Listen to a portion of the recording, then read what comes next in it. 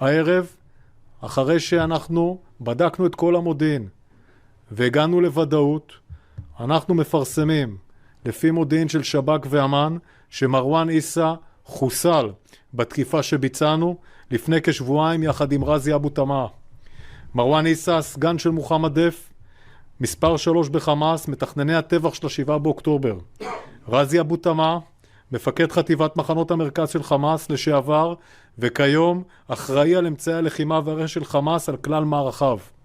הם חוסלו בתקיפה מורכבת ומדויקת על בסיס מודיעין של אמן ושב"כ ששיתפו פעולה יחד עם יכולות ביצוע מדויקות, בלתי רגילות של חיל האוויר. אנחנו נמשיך במאמץ העליון לרדוף ולהגיע למנהיגי חמאס.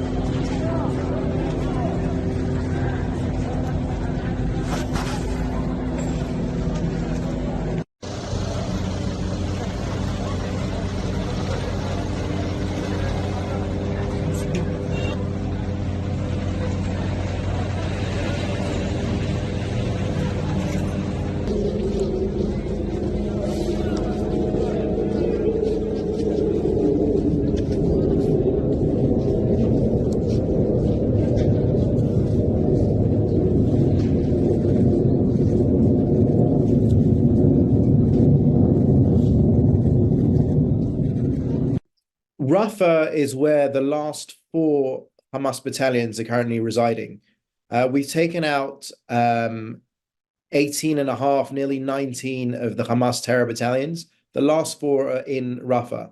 If we weren't to go into Rafah, we would lose the war. It'd be a little bit like saying to the Allied forces during the Second World War, you know, you did a great job on Normandy, making great headway throughout Nazi Germany, but do us a favor, stay out of Berlin. Well, Prime Minister Winston Churchill wouldn't do that, and Prime Minister Netanyahu won't do that. We need to win, we need total victory.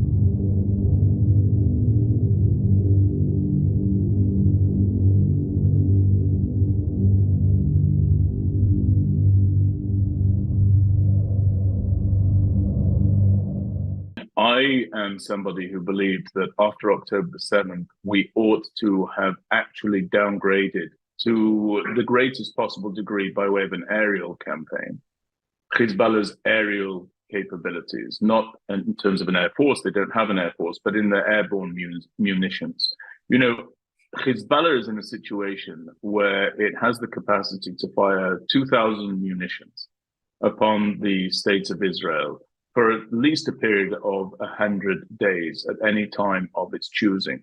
We cannot live with that type of threat. We cannot live with that type of reality. And in actual fact, we're not living with that type of reality because 80,000 of our residents have been evacuated from the northern border and the area adjacent to the northern border because the threat from Hezbollah is so very profound, immediate, clear, and present. Now, one of the things that used to concern me about a conflagration between the Israel Defense Forces and Hezbollah was that our forces were not battle tested. So you had Hezbollah combating ISIS for a period of years. And I was always concerned that given that Hezbollah was becoming more and more battle tested and battle hardened, once it came to them facing down our 18-year-old conscripts, they might have more victories than one would want to see in face-to-face combat situations.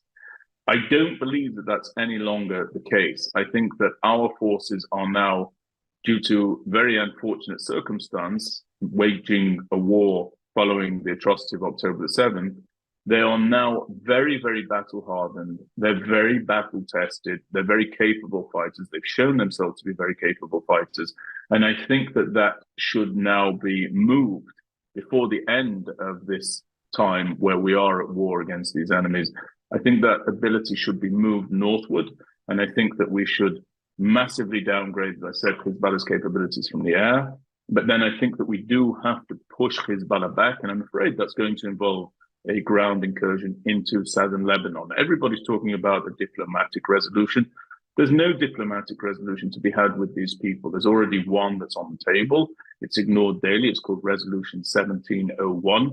It is not adhered to. The only way that we can bring quiet to our northern front is to move by way of a ground incursion into southern Lebanon in a very, very determined fashion. And I think that we're well prepared to do that, despite the rhetoric that may be coming from certain international quarters.